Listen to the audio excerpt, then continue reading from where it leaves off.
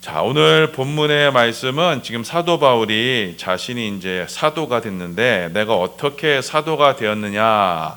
자, 그것을 이제 우리 가운데 말씀하시는 장면입니다. 자, 그래서 오늘 말씀에는 바울이 내가 이렇게 해서 사도가 되었다라는 것을 이렇게 꼭 강조하셔야만 했습니다. 자, 왜 이 말씀을 하셔야 했냐면 우리가 지난 시간에 살펴봤던 것처럼 이 갈라디아 교회에서요. 이 갈라디아 교회는 사도 바울이 개척한 교회입니다. 그 갈라디아 교회에 있는 교회 지역에 있던 교회에서 이제 거짓 교사들이 그 교회 내에 침투를 했습니다.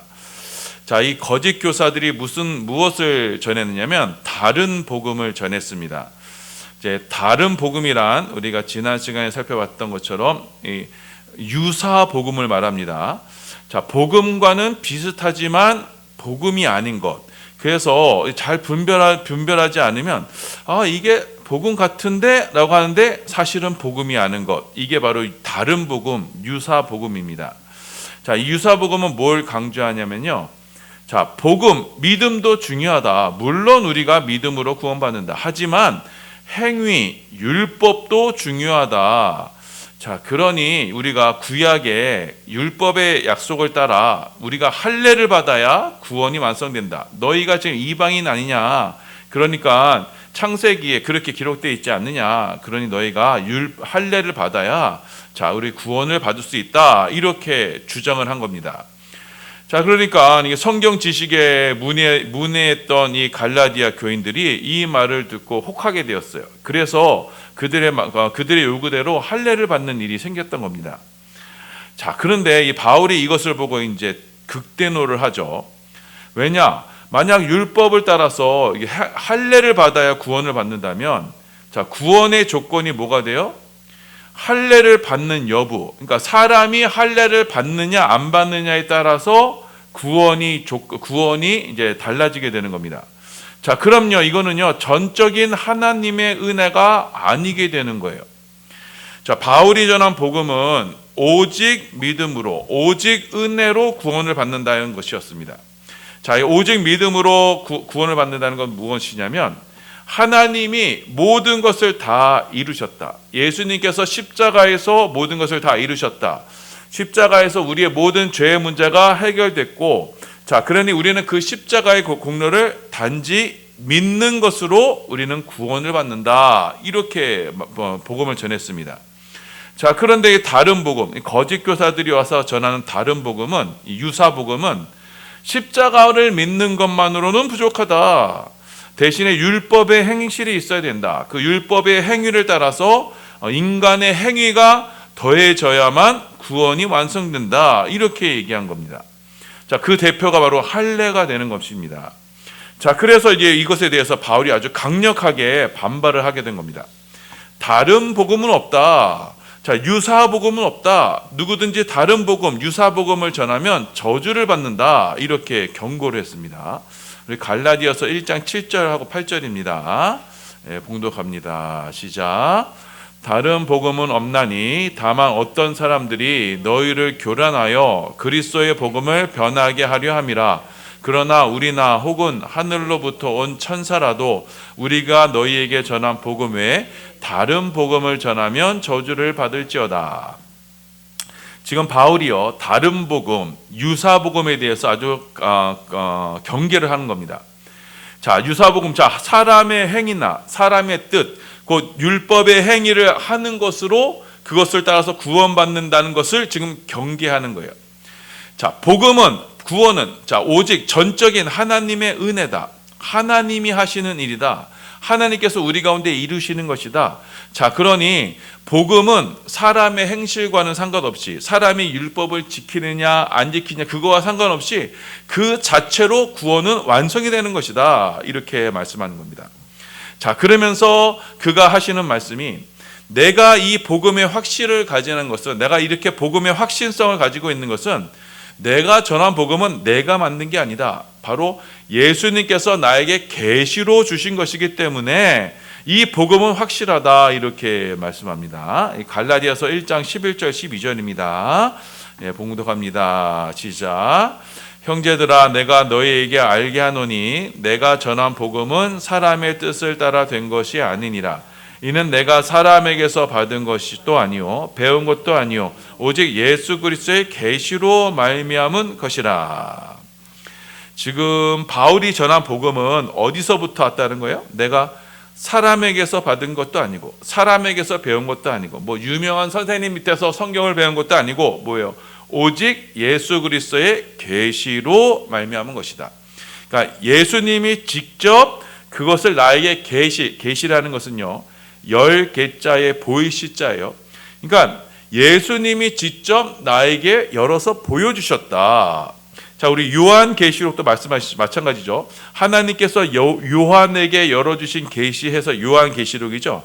자, 지금 바울이 전한 복음은 바로 예수님의 계시로 말미암아 예수님께서 열어주신 계시로 말미암아 나에게 전해진 것이다. 이렇게 말씀하는 겁니다. 자, 그래서 바울이 이 갈라디아 교인들에게 전했던 복음은 바로 이 계시를 따라서 전했던 겁니다.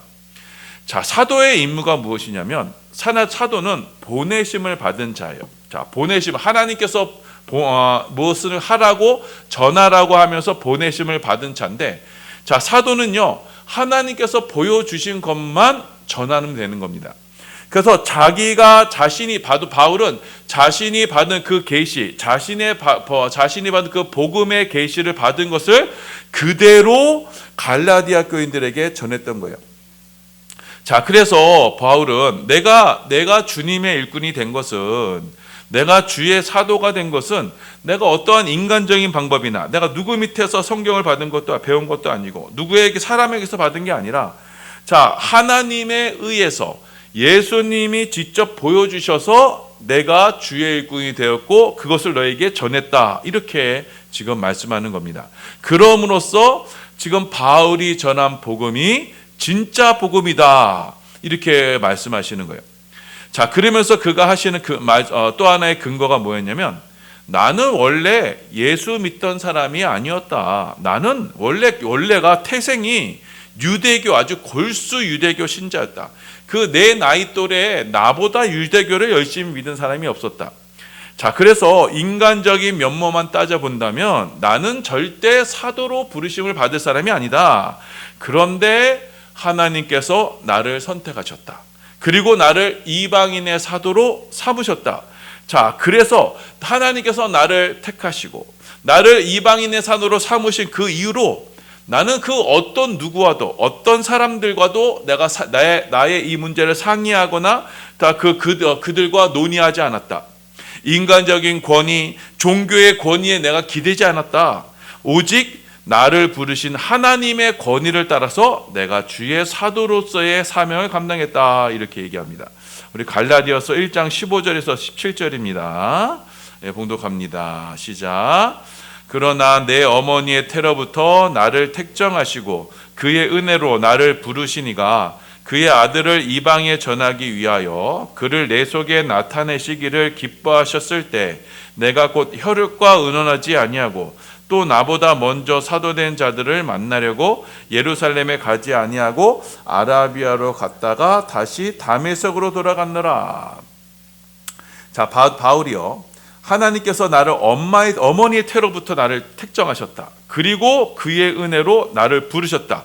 이렇게 내가 하나님께서 부르심을 받은 순간, 사도로 부르심을 받은 순간부터 16절에 내가 어떠한 혈육과도 의논하지 아니었다. 이렇게 강조하는 겁니다. 자, 왜 이 말씀을 지금 바울이 말씀하냐면, 요즘도 마찬가지입니다. 자, 당시에도요, 내가 누구에게서 배웠느냐, 내가 누구에게서 사사를 받았느냐에 따라서 이 교회 내에서의 이 권위가 인정받았던 거예요. 내가 사도 베드로에게서 받았다. 내가 야고보에게서 내가 성경을 배웠다. 그러면 이제 교회 내에서 이제 이렇게 높아지는 그런 시대였던 겁니다. 지금도 마찬가지예요. 목사가 신학교를 어디 나왔다. 석사, 박사를 어디에서 했다. 자, 그러면요, 사람들이요, 그 사람이 진짜 하나님의 종으로 하나님의 부르심을 받은 사람으로 이렇게 착각들을 해요. 자, 그래서 오늘날에도요, 여러분, 하나님의 부르심과 상관없이 자, 학벌로, 그러니까 자기의 어떤 명예욕과 자기의 교회 내에서 어떤 영향력을 위해서 그렇게 주의 일을 하는 사람들이 부지기수입니다. 자, 그래서 이 사람들은 어디서 자신의 정당성을, 자신의 권위를 찾느냐? 어디 신학교를 나왔다, 누구 밑에서 박사학위를 땄다, 이런 걸로 자기를 증명하려고 하는 거예요. 자, 물론 주의 사명을 감당하는 데 있어서 공부를 많이 하고 학위가 있으면 좋습니다. 하지만 본질적인 건 뭐예요? 주의 종으로서 과연 그 사람이 하나님으로부터 부르심을 받았느냐, 사도 바울처럼 주의 종으로 부르심을 받았느냐, 그게 중요한 거예요. 주인의 부르심을 받지도 않았는데, 자, 사람들이 인정해 준다고 해서 주의 종이 될 수는 없는 법이에요. 저 바울은 자신이 말하기를 하나님께서 못해서부터 나를 택하셨다. 그리고 나를 부르셨다. 그리고 계시로 나에게 복음을 알려주셨다. 이처럼 나는 사람에게서 인정받은 게 아니라, 사람에 의해서 내가 사도로 된 것이 아니라 하나님이 직접 명하시고 임명하셔서 내가 사도가 된 것이다. 자, 그래서 사도 바울은 이렇게 내가 사도가 된 것은, 그리고 내가 계시를 받아서 복음을 전한 것은 모두가 하나님께서 전적으로 하신 것이다. 신적인 권위에 의해서 한 것이다. 지금 이 점을 강조하는 것입니다. 자, 그래서 바울은요, 자신의 사역을 감당함에 있어서 이 사람은 사람의 눈치를 볼 필요가 없었던 거예요. 왜냐? 주인이신 하나님이 부르셨으니 하나님이 원하시면 하는 것만 하면 되는 거예요. 주인의 명을 따라 주님의 일만 하면 되는 거예요. 하나님 중심으로 하나님이 원하시는 그 복음만 선포하면 되는 거예요. 자, 그래서 사도 바울은 사역을 감당함에 있어서 가는 곳곳마다 숱한 어려움이 찾아왔어요. 자, 그리고 세상 사람들이요, 하나같이 바울을 등지고 바울을 배반하고 바울을 떠났어요. 자, 그럼에도 불구하고 그가 꿋꿋이 마지막까지, 그가 숨을 거두는 날까지 마지막 사역을 감당할 수 있었던 것은 왜요? 하나님께서 부르셨고 하나님께서 일을 맡기셨다라는 그런 정당성이 있었기 때문이에요. 자, 그래서 바울은 내가 이렇게 하나님께로부터 받은 계시를 받은 이 복음, 내가 전한 복음, 그 복음 이외에 다른 복음, 유사 복음을 전하는 자들, 그들을 보면서 아주 분노하게 되는 거예요.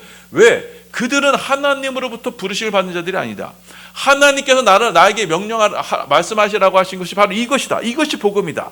그래서 다른 복음을 전하는 자들은 저주를 받는다. 이렇게 강력하게 그가 질타를 할 수 있었던 겁니다.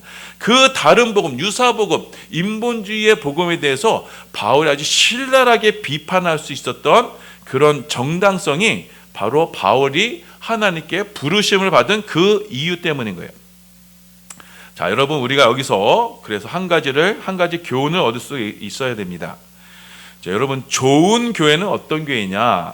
좋은 교회는요, 다른 교회가 아니에요. 좋은 교회는 하나님 말씀 중심의 교회가 좋은 교회예요. 하나님 말씀이 전해지는 교회가 좋은 교회예요.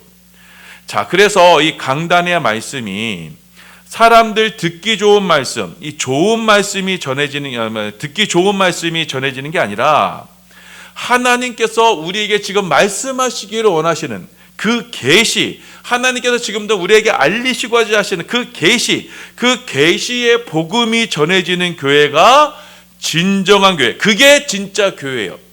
다른 복음이 전해지면요, 그건 교회가 아닌 거예요.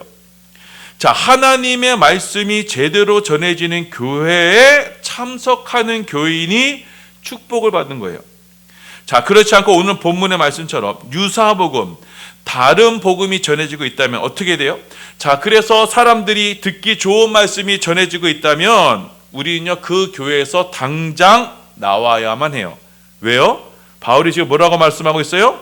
다른 복음을 전하면 어떻게 된다고요? 저주를 받는다고 했어요. 이 저주에 함께 빠져 죽지 않으려면, 자, 이 들려지는 말씀이 지금 하나님의 음성인가 아닌가를 우리가 분별할 줄을 알아야 하는 거예요.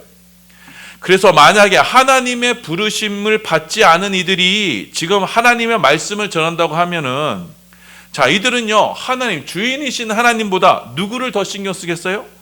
당장 자신의 사례비가 나오는 사람들을 더 신경 쓸 수밖에 없어요.